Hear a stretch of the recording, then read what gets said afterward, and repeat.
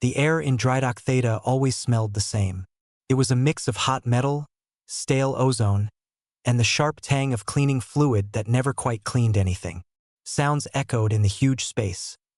The deep hum of power generators, the hiss of pressure valves, and the clang of tools hitting deck plates and Bay 12. Under the dull glow of work lights, 2 humans were working. Jay was lying on a low crawler, half under a bulky engine housing from a Zarkonian shuttle. His coveralls were stained with dark grease. In his hands was a hydrospanner, adjusting a tricky connection. His movements were slow and careful. Nearby, Mira studied a floating holographic schematic. Lines of light twisted in the air, showing the ship's power flow. She tapped a section, zooming in. Her face was calm, focused on the problem. A plasma torch rested on her tool cart, cool and silent for now. The bay door slid open with a rough scrape. 2 small figures entered, fluttering more than walking. They were young Zarkonians, Kaito and Lila. Their bodies were covered in soft, downy gray feathers. Their large, dark eyes took in everything with curiosity. They moved with the unsteady energy of children. They hovered close to the human's workspace. "What is that?" Lila chirped, pointing a feather-tipped finger at the engine. "That is the primary motivator," Mira said, not looking away from her schematic. "It is broken. My father said it made a bad noise," Kaito said, puffing his small chest out. A very loud screech before it stopped. Jay slid out from under the housing and sat up. He wiped his forehead with the back of his hand, leaving a new smudge of grime. "It did," he said. "The coupling was worn out. It is almost fixed." The children watched him for a moment. They had been on the drydock for 2 days while their family's shuttle was repaired. They were bored. The humans were the most interesting thing they had seen. At school on the Zarkon orbital home, they learned about other species. They learned about the fierce Tarkellans and the logical Velm. They learned about humans, too. The lesson had been short. The teacher had said humans were adequate technicians, but their history was full of strange, primitive beliefs. Kaito remembered this. He fluttered his wings, a sign of excitement. "We learned about humans in cultural studies," he announced. Mira made a non-committal sound, marking a fault line on the hologram. "You have very funny old stories," Lila added, encouraged by her brother. Jay picked up a cloth and began cleaning his tools. He smiled a little. "Oh? Which stories?" "The ones about the little magic people," Kaito said, his chirping voice rising. "The teacher told us. You called them elves." He said the word carefully, like it was something fragile. Lila giggled. "They were tiny like insects, but they looked like you, with pointed ears. And they made shoes or hid in forests." Jay's smile stayed on his face. He glanced at Mira.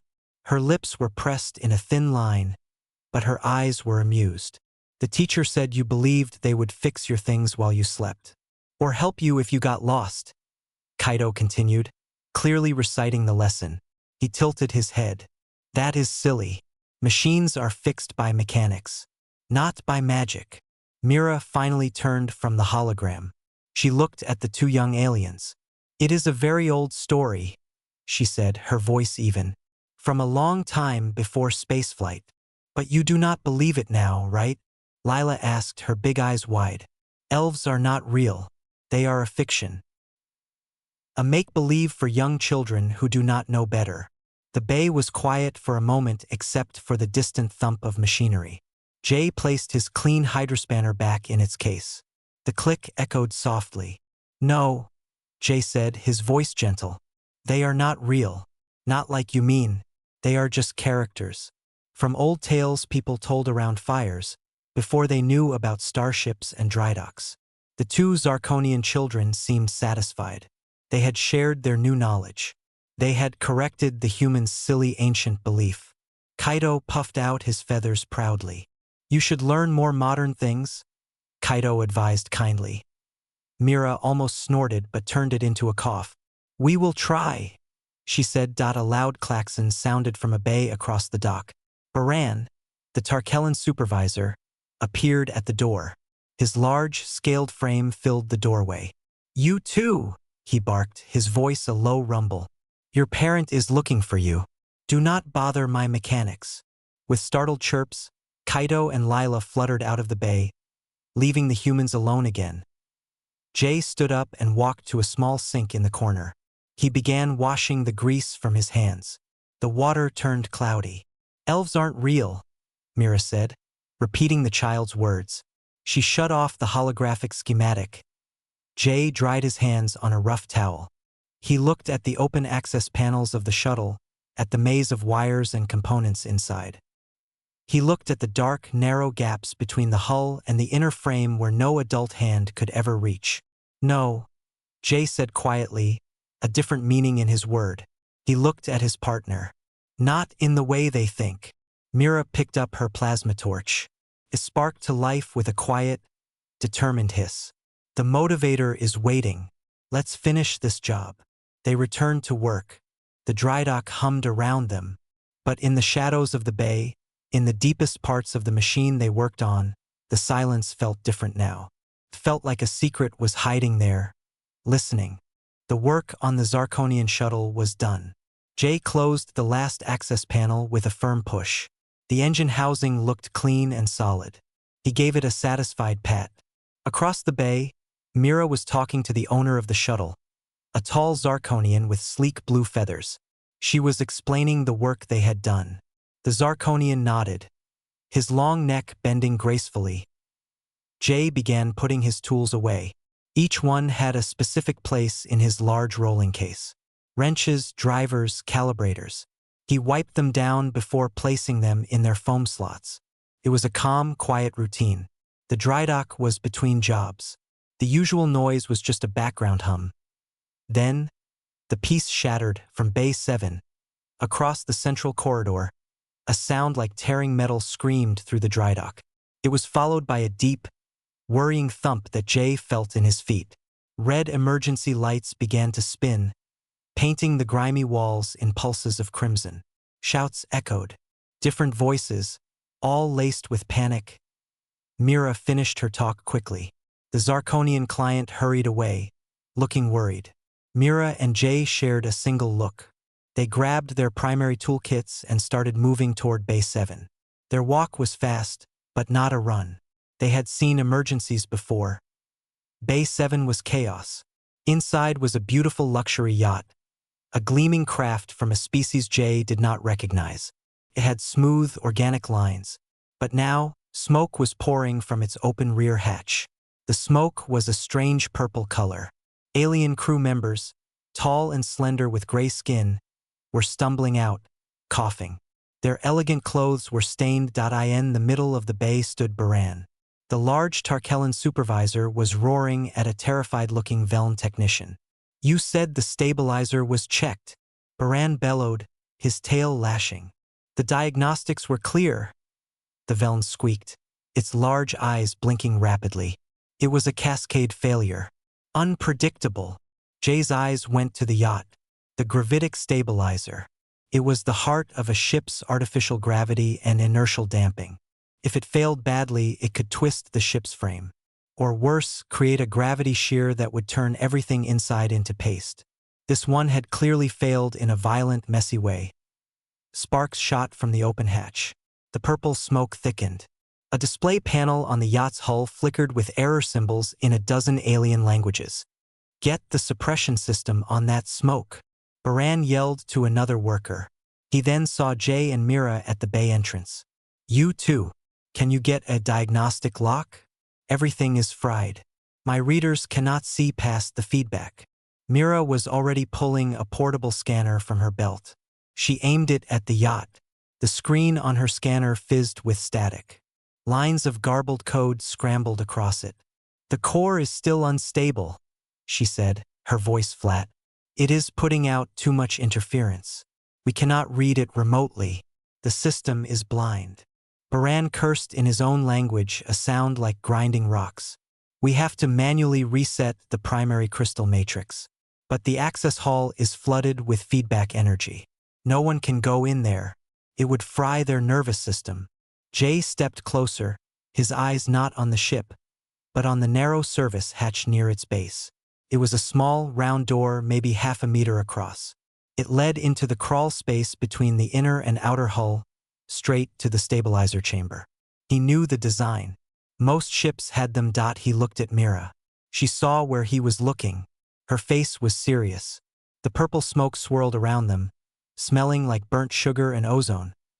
Baran was talking about getting heavy radiation shields, about calling for specialists from the other side of the station. It would take hours. The unstable core was a danger to the whole drydock block. Jay leaned close to Mira. His voice was a whisper, meant only for her. "Look at the emission pattern," he murmured, pointing subtly at the flickering hull panel. "The feedback is looped. The primary conduit is twisted. It is a sealed system now." Mira watched the pulsing error lights. She gave a tiny nod. She understood. The problem was locked inside a sealed, hostile box. A box too dangerous and too small for any person to enter. Jay spoke the next words so softly his lips barely moved. "A job for the small-fingered." Myra's eyes met his. There was a long, silent moment. Then she turned to Baran. Her calm voice cut through the supervisor's rumbling plans. "Baran, we can do a manual bypass. We can stabilize it from the inside." The Tarkellan stared at her. "How?" "No one can enter the access hall. The energy discharge would kill a Tarkellan. It would kill a Velm. It would certainly kill a human." "We will not go into the hall," Mira said. She pointed to the small, round service hatch. "We will use the secondary maintenance tunnel. It is shielded, but we need a clean environment. No interference." Baran looked at the tiny hatch. He looked at the two humans. Doubt was heavy on his scaled face. "That tunnel is for inspection drones. It is a tight maze. Even if you could fit, you would get lost. Or cooked." "We will not fit," Jay said plainly. "But our tools might." Mira took over, her tone leaving no room for argument. It was the voice she used with difficult clients. "Isolate this bay. Cut all non-essential power to the yacht. We need a pure dark field. Any external energy will make the core more unstable. You must give us a black work zone." Baran hesitated. He looked at the smoking yacht. He looked at the scared alien crew. He had no better option. With a grunt of frustration, he turned and started barking orders. "Clear the bay. Seal the doors. Kill the grid feed to Bay 7. Now!" As the others scrambled, the bay lights dimmed to a deep, emergency blue. The only sounds were the fading coughs of the crew and the sickly crackle from the yacht's hatch. In the dark blue gloom, Jay and Mira stood before the small, round door. It was just a shadow on the yacht's smooth hull. They were alone. Baran watched from the safety of the reinforced control booth, his face pressed against the thick transparasteel. Mira unclipped a flat case from her tool belt. It was not much bigger than her hand. Jay did the same. They placed the cases on the floor. With a press of their thumbs, the lids slid open silently. Inside, nestled in soft gray foam, were small, intricate shapes. They did not look like normal tools. They lay still and waiting.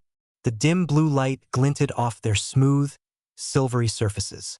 The only light in the bay was the cold, blue glow from the emergency strips along the floor. It made long, dark shadows behind the silent machinery. The purple smoke had thinned to a faint haze, smelling of spent energy. The luxury yacht sat in the center of the bay like a sleeping beast, its wound still crackling softly. Jay and Mira knelt on the deck plating before the small service hatch. Their faces were pale and serious in the blue light. They did not speak. They did not need to. Their hands moved with practiced, quiet speed. From the flat cases on the floor, they lifted out the small shapes. They were not simple drones. They were slender, each about the length of a human hand from elbow to fingertip. Their bodies were made of a smooth, non-reflective metal. As Jay and Mira handled them, tiny lights awoke along their sides. Soft green and white points of light, like distant stars. Jay held one up. It had a streamlined body, 2 delicate arms, and 2 legs. Its head was a smooth dome with no visible eyes, only a small cluster of dark sensors. On either side of the dome were subtle, swept-back protrusions. They were not ears. They were multispectrum antenna housings. But in the low light, their shape was unmistakable. They came to a gentle point. Mira took another from her case. She pressed a hidden contact on its back. A minute hum filled the quiet air. The small figure went rigid for a second, then relaxed in her palm, as if coming to life. She placed it gently on the deck. It stood on its own 2 feet, perfectly balanced. One by one, they activated them. 12 small figures in total. They stood in a neat row on the metal deck. They were perfectly still, waiting. The only movement was the slow pulse of their indicator lights, beating in a silent, shared rhythm. Jay pulled a thin, transparent pad from his belt. He unfolded it. It was a flexible screen. He laid it flat between him and Mira. With a touch, a 3-dimensional schematic of the luxury yacht appeared above it. It was a maze of colored lines showing power conduits, structural frames, and crawl spaces. A pulsing red dot marked the failing stabilizer core deep inside the ship's heart. Mira connected a tiny cable from her own belt computer to a port on the service hatch's control panel. She typed a quick command. With a faint hiss of equalizing pressure, the round hatch slid inward, then sideways into the wall. It revealed a dark opening, just wider than Jay's shoulders. A smell of hot circuits and burnt insulation wafted out. The opening was not empty. It was a tunnel, but it was not meant for people. Conduit pipes, bundles of fiber optic cables, and power lines filled the space, leaving only narrow, winding gaps. Jay looked from the schematic to the row of small figures. He pointed to the red dot on the map, then to the dark hatch. He made a series of swift, precise gestures in the air above his control pad. It was not a language. It was a command sequence. The small figures reacted as one. Their head sensors glowed a brighter green. The one at the end of the line turned its smooth face toward the hatch, took a step forward. Its movement was utterly silent. There was no whir of motors, no click of joints. It was a glide, like a drop of water moving across glass. It reached the rim of the hatch. Without pause, it slipped inside, disappearing into the tangled darkness. The second followed, then the third. One by one, the line of silvery helpers vanished into the ship's belly. On the flexible screen, 12 new blue dots appeared. They moved away from the hatch icon, following the path of the maintenance tunnel on the schematic. They moved quickly, without hesitation. Jay and Mira watched the screen, their eyes fixed on the dancing lights.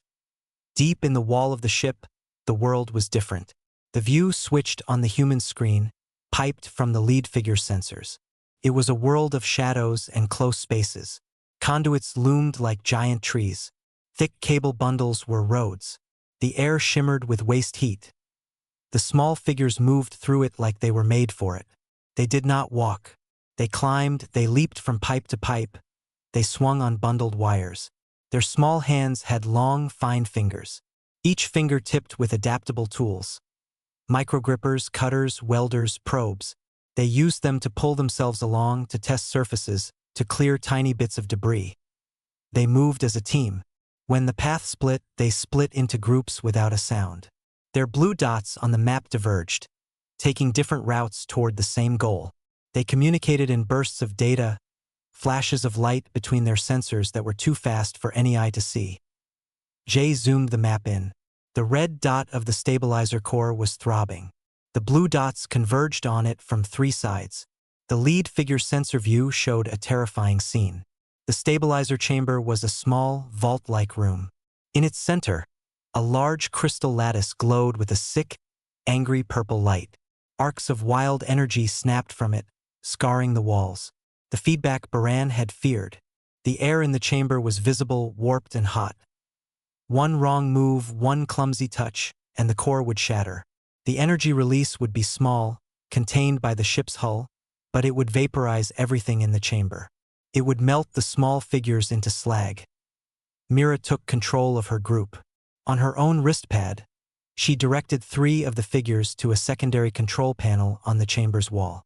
Their delicate fingers pried open a burned-out cover. Inside was a melted switch. One of the figures extended a fine probe from its fingertip. A thread of brilliant blue light, thinner than a hair, shot out. It began the painstaking work of reconnecting fused circuits. Jay guided his group. Two figures approached the core itself, avoiding the snapping energy arcs. They moved like dancers in a storm. Their job was to inject a stabilizing gel into the crystal matrix, to calm the chaotic reactions. They unsheathed long, needle-like tools from their forearms that in the dark, silent bay. The two humans sat perfectly still. Their faces were lit by the glow of their screens. Their fingers traced paths in the air, making tiny adjustments. They did not blink. They did not breathe loudly. They were here, but they were also there, in that hot, dangerous little room, seeing through 12 pairs of eyes, guiding 12 pairs of hands. The only sound was the faint, feverish crackle from the yacht's open hatch and the quiet hum of the flexible screen. Outside the sealed bay doors, Baran and others waited, knowing nothing of the silent, precise ballet happening in the dark. The world inside the stabilizer chamber was a silent storm. Arcs of purple energy snapped from the glowing crystal. They left black marks on the walls. The heat was intense. The sensor view on Jay's screen wavered in the distorted air. Two of the small silver figures moved closer to the core. They were careful. They watched the pattern of the energy arcs. There was a rhythm to the chaos. A brief pause between each flash. They timed their movements for these pauses. One quick, silent step. Then a freeze. Another flash. Another step. One figure reached the base of the crystal housing.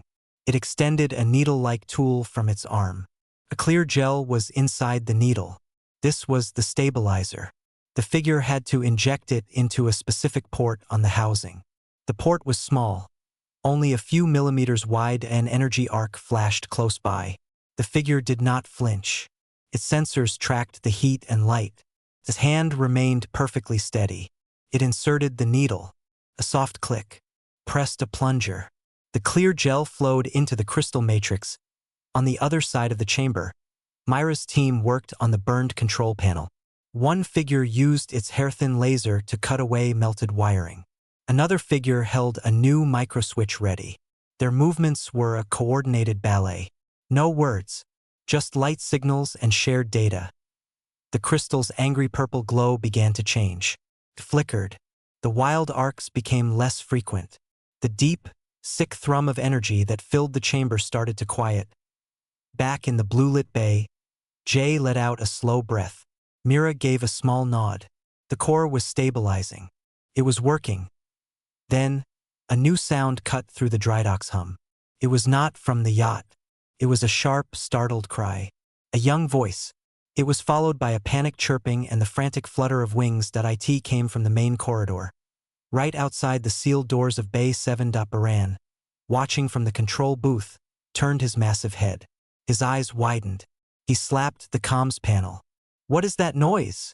He growled. A worker's voice came through, nervous.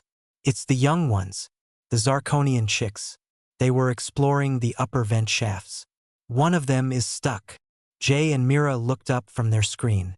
Their concentration broke for a second. The cry came again. It was Lila's voice, high with fear. "Kaito, I can't move. It hurts." Baran cursed. He looked at the sealed bay, at the humans inside. He could not open the doors. The lockdown was for safety. He could not leave the booth without breaking protocol. His face was a mask of frustration. "Get a cutting tool. Get a maintenance team to that vent now." He barked into the comms. But the vent shafts were narrow. They were for airflow, not for people. Tarkellen could not fit. Aveln might, but they were not strong. It would take time to get the right equipment. Time the child might not have. Inside Bay 7, Jay and Mira heard the panic in the voices outside. They heard Baran's orders. They looked at each other. A silent conversation passed between them in a glance. The core was calming. The immediate danger was over. The repair could finish on its own now. Jay's eyes went to his screen. To the 12 blue dots. One of them was already heading back. It's part of the job done. It was in a maintenance tunnel that ran up, toward the drydock's ceiling spaces, toward the vent shafts. Without a word, Jay's fingers danced over his control pad. He isolated that one blue dot. He pulled up a schematic of the dry dock's upper levels. He found the vent system. He found the distress signal location from the dry dock's internal sensors. He drew a new path. A quick, urgent line from the returning figure to the stuck child. On the screen, the single blue dot changed direction. Turned away from Bay 7. It shot up a vertical pipe, moving with swift, silent purpose. In the vent shaft, Lila was crying. Her foot was caught in a gap where a maintenance panel had shifted. The metal edge was pinching her. Kaito was next to her, pulling at her arm, his feathers puffed out in fear. "Help is coming. They said help is coming," he chirped, but he sounded scared too. The shaft was dark and dusty. The only light was from a small glow strip far down the tunnel. They could hear the distant shouts of the workers, but they sounded far away. Then, a new light appeared. A soft, green glow. It came from a small grating in the side of the vent. The grating clicked. It was pushed open from the other side. Something moved in the darkness there. Lila stopped crying. Kaito stared. A small, silvery shape slipped through the opening. It stood up in the dim light. It was one of the figures. The smooth head turned toward them. Its sensor cluster glowed with that gentle green light. The children froze. They had never seen anything like it. It was not a machine they knew. It was slender and graceful. The pointed antenna housings on its head were clear in the gloom. It looked like a story come to life. The figure looked at Lila's trapped foot. It moved closer. The steps made no sound on the metal vent. It knelt beside her. Lila held her breath. The figure examined the shifted panel, placed its small hands on the metal. His fingers changed shape. Tiny grips extended, locking onto the edge. There was a low hum, so quiet it was almost felt, not heard. The metal groaned. The panel moved back, just a centimeter. The pressure on Lila's foot released. She pulled her foot free with a gasp. It was sore, but not broken. The figure stood up. It looked at Lila. Then it looked at Kaito. It seemed to study them for a moment with its dark sensors. Kaito found his voice. A tiny whisper. What are you?" The figure did not answer. Instead, it raised one of its long, delicate hands. It extended a single, tool-tipped finger. It brought that finger up to the smooth front of its head, where a mouth would be on a person. It held the finger there. A universal gesture.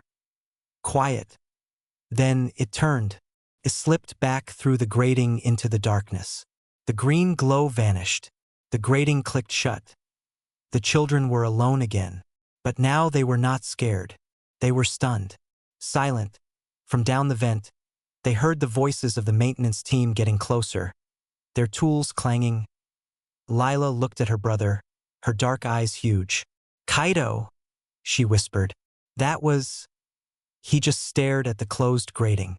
He could not say the word from the lesson, the word they had teased the humans about. Outside, in Bay 7, Jay watched the blue dot return to its assigned path, heading back to the service hatch. On his screen, the core's red dot was now a calm, steady yellow. Stable dot. He did not smile. He just shared a look with Mira. A look of shared history, and a shared, silent rule that had just been bent, but not broken. The heavy doors to Bay 7 slid open with a tired groan. The harsh white work lights flooded back in, chasing away the dim blue gloom. The air still smelled of burnt sugar and ozone, but the dangerous crackle from the luxury yacht was gone. Now there was only a low, healthy hum. Baran was the first one inside. His heavy feet clanged on the deck. He stared at the yacht. The smoke had cleared. The error lights on its hull were dark. It looked peaceful, as if nothing had ever been wrong. Jay and Mira were standing by their tool cases. The small service hatch on the yacht's hull was closed. The flexible screen was folded and put away. The two humans looked tired but calm. They were wiping their hands on clean cloths. The alien crew of the yacht rushed in behind Baran. Their gray faces were full of worry. One of them, the captain, hurried to a control panel on the ship's side. He tapped it. A series of green symbols flashed across the screen. His shoulders slumped in relief. He turned to Baran and said something in a flowing, musical language. The translator on Baran's belt chirped, "Stabilizer is online. All systems are nominal." How was this done? Baran did not answer. He was looking at Jay and Mira. His reptilian eyes were narrow, full of questions. "Report," he said, his voice a low rumble. Mira spoke first. "The primary conduit was twisted, created a feedback loop. We sent in microtools through the service tunnel. They performed a manual bypass and injected stabilizer gel into the core matrix. The core is now stable. It will need a full parts replacement in a proper shipyard, but it is safe." Her explanation was clear, technical, and careful. It said nothing about small hands or silent helpers. It was the report of a good mechanic before Baran could ask more. There was a commotion at the bay entrance.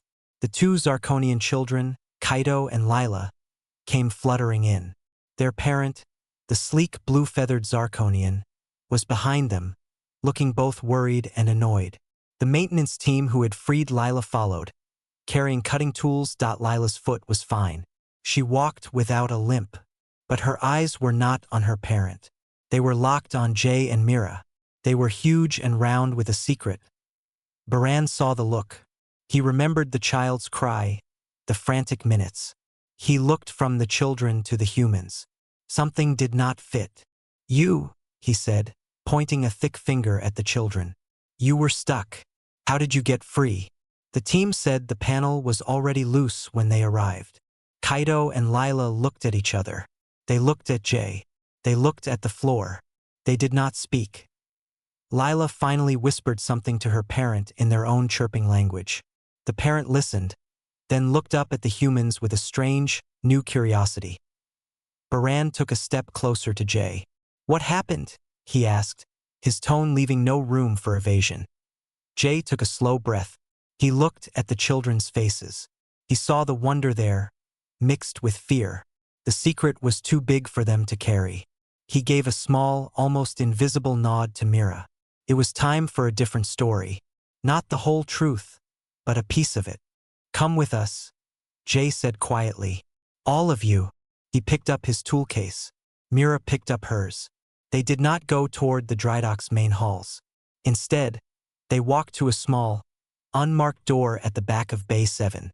It was a personnel entrance to a storage room. Jay typed a code. The door opened. The room inside was small and clean.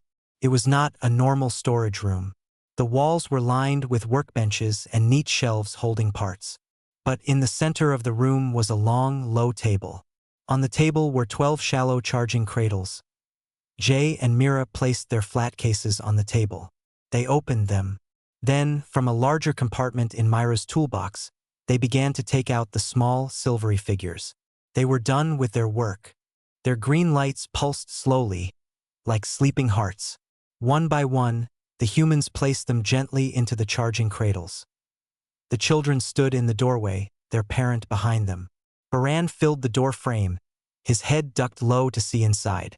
The yacht captain peered over his shoulder. There was a long silence as everyone looked at the row of resting figures. Their smooth forms, their long, delicate limbs, their pointed antenna housings. "You asked about elves," Jay said, his voice soft. He spoke to the children, but the adults listened. "A long time ago on Earth we told stories. Stories about hidden folk. They lived in the forests, in the hills. They were shy. You almost never saw them. But if you were good, if you were kind, they might help you. They would fix a broken pot overnight. They would mend a torn shoe. They would guide a lost traveler home." He paused, looking at the small figures in their cradles. "We never stopped believing in the idea of helpers who work in the shadows, who fix things that are broken." He gestured to the row of assistants. "We just learned how to build them." Mira continued, her voice practical, grounding the myth in metal. "Their hands can work in spaces ours cannot. They do not get tired. They can see in the dark. They are tools. Very advanced, very quiet tools." Kaito found his voice. It was a small chirp, but it looked at us. It told us to be quiet. Jay smiled a little. "Yes, Because they are our secret. A trade secret. If everyone knew that the best human mechanics had tiny helpers that could go anywhere, what would happen? Baran understood first. His eyes widened. Other species would want them. They would try to buy them. Or steal the design. It would cause problems. Mira nodded. Exactly. It is better if the galaxy thinks humans are just very good with their hands. Very patient. It is simpler. It keeps the work coming, and it keeps our tools safe. She looked directly at the two children and their parent. So, you never ever talk about them to clients or to friends at school. It is bad for business. And it is a promise. Lila looked at the small, silvery figure in the nearest cradle. Seemed so peaceful. You call them elves? She whispered. Jay shook his head. No. We call them assistants. Or sometimes the small-fingered folk. But between us, he shared a look with Mira, a look of countless shared shifts and silent repairs. We know what they really are, and so do you now. The room was very quiet. The hum of the dry dock seemed far away. The myth was no longer a silly story. It was a secret, living on a workbench, powered down and waiting for the next job. The silence in the small workshop was heavy. It was full of understanding. Baran stared at the row of charging figures. His mind, used to thinking about work schedules and hull integrity, was putting the pieces together. He thought about the last 5 years on Drydock Theta. He thought about the jobs given to the human team, the jobs others refused, the repairs in irradiated compartments, the delicate work on sensitive alien drives where a wrong vibration would scrap the whole unit. The impossibly fast diagnoses. He had always put it down to human patience, to their strange, fine motor skills. He thought they were just very good grease monkeys. The galaxy saw them as useful, humble workers, not a threat, not competitors for high-status jobs, just reliable mechanics. Now he saw the truth. The grease monkeys had an entire hidden workforce. The yacht captain, the tall gray alien, spoke. His translator box buzzed.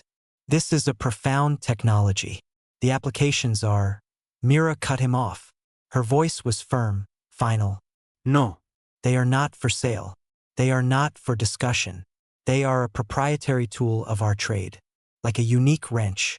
You do not ask to buy a mechanic's favorite wrench. The captain closed his mouth. He looked at the small figures with a new, calculating wonder. But Myra's tone promised no further conversation. Baran grunted.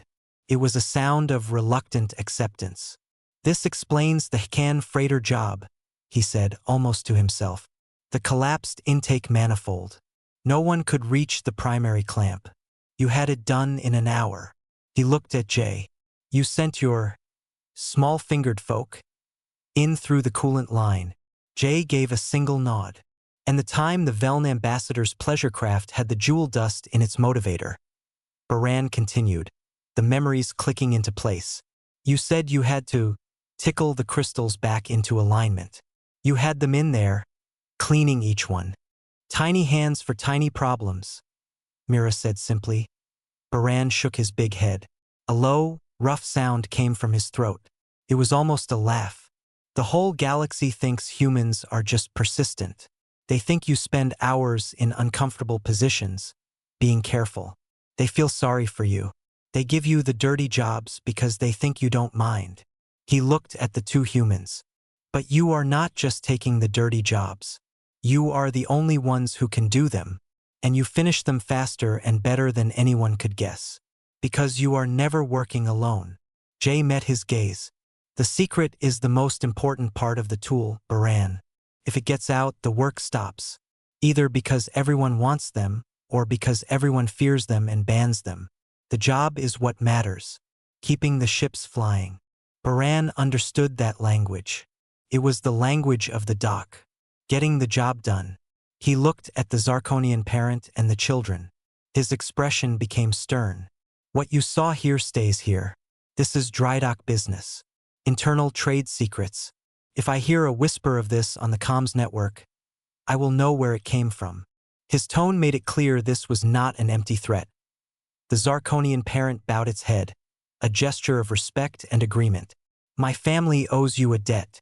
for the repair of our shuttle, and for the safety of my children. Your secret is safe with us.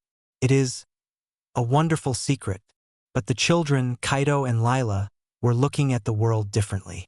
They were not thinking about trade secrets or business. They were thinking about the story, the real story. Kaido looked up at Jay. So the old tales? They were like a blueprint?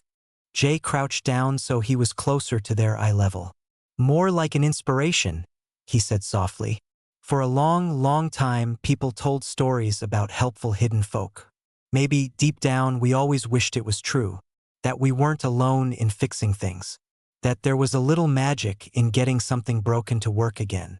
When we finally could build helpers, we built them to fit the old stories. Not because we believed in magic, but because we liked the idea. Connects us to home. Lila's fear was gone now, replaced by awe. They are better than elves, she whispered. Elves just did magic. These ones are smart. They fixed the big ship. And they helped me. Mira smiled, a real, warm smile. Yes, they are very good at their jobs. Baran clapped his large hands together. The sound echoed in the small room. All right, show is over. Everyone out. He began herding the Zarkonian family and the yacht captain back toward the main bay. You have a ship to check, Captain. You have children to watch, he said to the parent as they filed out. The children looked back one last time. Jay and Mira were standing by the workbench, silhouetted against the soft glow of the charging cradles. They were not just mechanics anymore. They were keepers of a story, guardians of the small-fingered folk. The workshop door hissed shut, leaving the two humans alone with their assistants, Dai in the quiet. Mira let out a long breath. That was closer than I like. Jay ran a hand over one of the resting figures. This metal was cool and smooth. They are good kids. They will keep the secret. Baran will, too, Mira said, walking to the door. He likes efficiency. This just explains why our efficiency reports look impossible. Jay nodded. He took one last look at the silent, helpful forms. Then he turned off the main light, leaving them to recharge in the peaceful dark. Outside, the drydock hummed with its normal business. Ships came in broken. Ships went out fixed. No one in the crowded corridors, the noisy mess halls, or the busy admin offices knew why the human mechanics in Bay 12 were always so good, so fast, so willing to take the jobs no one else wanted. They thought it was just hard work. They never imagined the tiny, silvery helpers working in the walls. A standard cycle passed on Drydock Theta. The luxury yacht departed, its systems humming smoothly. The Zarkonian family left too, their shuttle's motivator purring like new. Kaido and Lila waved a solemn goodbye to Jay and Mira from their viewport, their faces full of a secret knowledge. Life on the drydock returned to its normal rhythm. The great metal halls echoed with the sounds of work. New ships arrived with new problems. Broken drives, fried navigation boards, leaking life support systems. Baran handed out the work orders from his booth, his voice a constant, grumbling rumble over the comms and Bay 12. Jay and Mira worked on a new project. It was a bulky Tarkellan cargo hauler with a faulty heat shield regulator. The part was buried deep behind a wall of pipes. The access panel was small. Baran's work order was clipped to a magnetic strip nearby.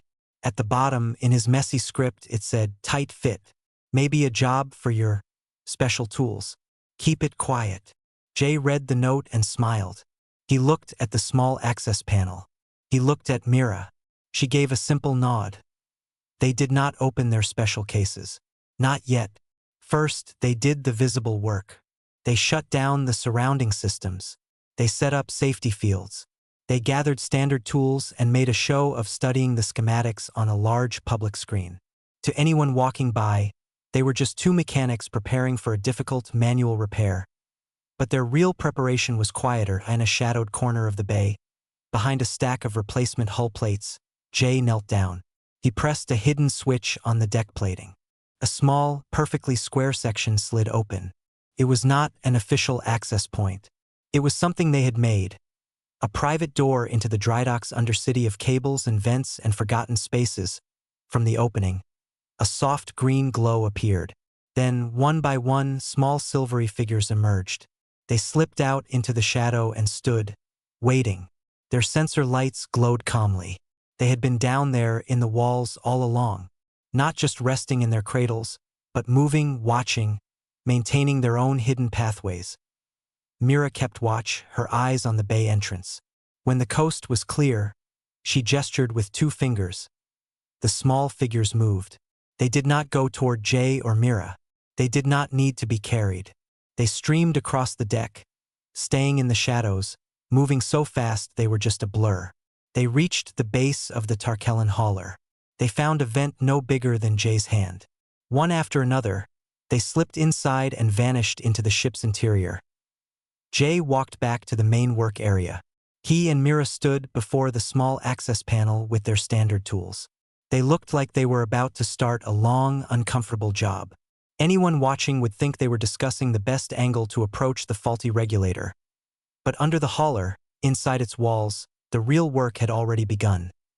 The small figures navigated the tight spaces with silent ease. They found the heat shield regulator.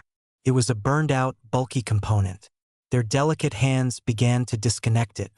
Others brought in a new part from a hidden stash, carrying it between them like ants moving a leaf. The operation was swift and perfect. No spoken word. No wasted movement. Back on the main deck, Jay pretended to fiddle with the access panel. He dropped a wrench. It clattered loudly on the deck. He cursed, just loud enough to be convincing. It was a performance of effort. Inside the ship, the new regulator was slotted into place. Fine fingers secured it. Micro-welders sealed the connections. A final figure ran a diagnostic scan with a beam of light from its palm. A green signal pulsed through the team. The small figures retreated as quickly as they had come. They exited through the vent and disappeared back into the shadowy opening in the deck. The hatch slid closed without a sound. Jay stopped pretending to struggle with the panel. He stood up. He stretched his back. He walked to the main control terminal for the hauler and typed a command. The system status screen, which had been flashing red, turned a solid, healthy green. Mira picked up the comm, Baran. Hauler K7 is ready. Heat shield regulator replaced and calibrated. You can send the owner for final check. There was a long pause from the control booth. Then Baran's voice came through, gruff but with a strange tone in it. It was almost amusement. Already? That was fast. Good work. Across the dry dock, in a learning module for young species, a class was happening. A Veln teacher was talking about galactic cultures. The topic was human folklore. And so, the teacher buzzed. The humans had these myths of elves. Insignificant, magical creatures. A clear sign of their primitive, pre-technological imagination. It is a comfort to know that such superstitions are left behind in the march of progress. In the back of the room, Kaido and Lila sat together. They heard the words. They looked at each other. They did not raise their hands to argue. They did not tell the teacher he was wrong. They simply shared a small, secret smile. They knew the mechanics had a different story. Later that shift, Mira was fetching a coolant canister. As she turned a corner into a quiet supply corridor, she saw a flicker of movement. She stopped at the far end of the corridor. Near a grate that led into the ventilation system, a small, silvery figure stood for a moment. It was just looking. Its smooth head turned toward her. Its sensor lights glowed softly in the dim hall light. It was not on a job. It was just there, watching over its territory, keeping to the shadows. Mira did not speak to it. She did not call it. She simply gave a slow, acknowledging nod. A nod between partners. The small figure seemed to nod back. Then it turned and slipped through the grate, disappearing into the maze of walls. Mira picked up her coolant canister and walked back to the bay. The dry dock thrummed around her, loud and busy and blind to the truth. The elves were not real. Everyone knew that. But the mechanics' assistants were very real. And they were exceptionally good at their jobs.